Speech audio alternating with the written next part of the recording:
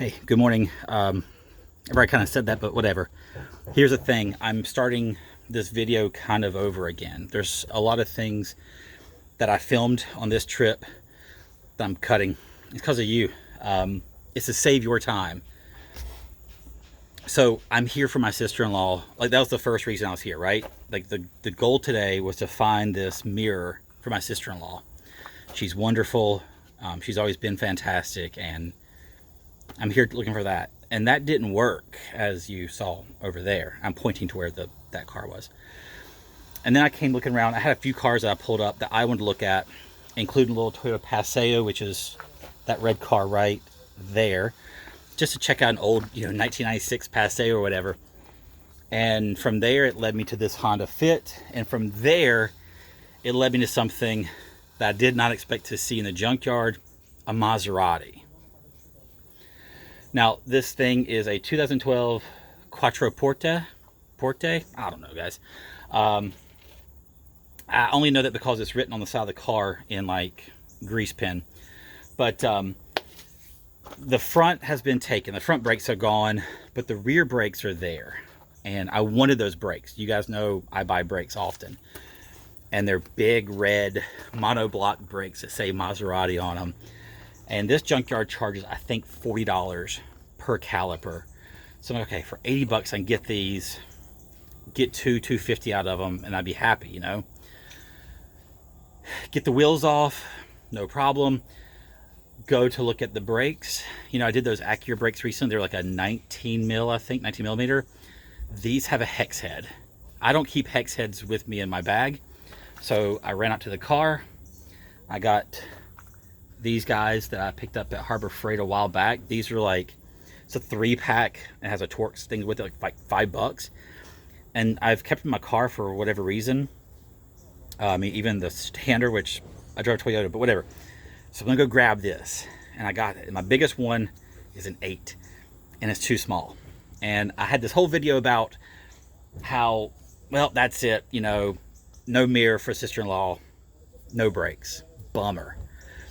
So I started walking out, and I started asking every person I saw, like, hey, by chance, do you have a hex key? And I would hold this up, just make sure, like, this is what I'm looking for. Do you have a hex key? And people were like, nope, no hex keys. Or they're like, hey, yeah, I do. And they finally had the same size, 8 millimeters, as big as they had.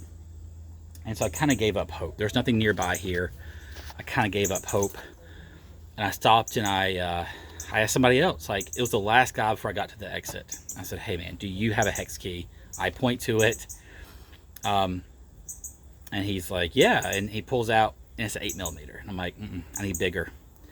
So he hands me a flathead. He's like, I'll go with you. And I never thought about using a flathead on a hex key, an Allen head. So we get over here. It doesn't work. The screwdriver's too long. The head size is right, screwdriver too long. And then as I'm like messing with that, I'm like, yeah, it doesn't fit. He's like, oh, I found another one. Perfect. So I used this tool, and then as I'm like getting off the second one, he's on the first side. He's got some dikes with him, diagonal cutters, wire cutters, whatever. He's like, you need this cut, the hose? I said, yeah, I do actually. He snips them. I'll have that in a moment. But I can't stress enough, I enjoy the junkyard. I enjoy the stories of the cars that you see. When you look at a car, you get a snapshot of that person's life at that moment. I love that. But what I also like is that camaraderie, that unity that you find in a junkyard. And maybe this is my whole video, really. Maybe I just scrap all the other crap and you just have this, because the Civic part was a bust. But I guess this is the ultimate part of the video, right? Is in this place, it doesn't matter your political affiliation or your skin color, or none of that stuff matters. You're here for the same reason. You like cars. You're trying to get a car part, like whatever. Like, you're into cars, and you just want to help people out. And we all do it, Like, we all like share tools at times. Like, somebody comes up, hey, can I borrow this? Do you have this? Yeah. And I think that's important, that people who don't come to the junkyard, they don't realize like how nice people in the junkyard really are. So maybe this is the whole video. It's just this, and then maybe I'll make a small video later of this part here. I don't know, guys. But right now, that's what's on my mind. is how cool people can be in the junkyard, and they are so willing to help. And in fact, he came all the way over here, and he was, just trust me, it's a haul. And he pushed his wheelbarrow full of tools all the way over here to help me, a stranger. And nice guy. I got a picture with him because I was stoked. Offered him some money, and he said no. He said just help somebody else out. And that's flipping awesome, you know. I think especially right now, we are so divided in this nation politically and stuff. And here's a place that doesn't matter. What matters is you're here and you need help, and people are decent people. And yeah. So anyway, yeah, this is it for this video. Anyway, thanks for tuning in as always.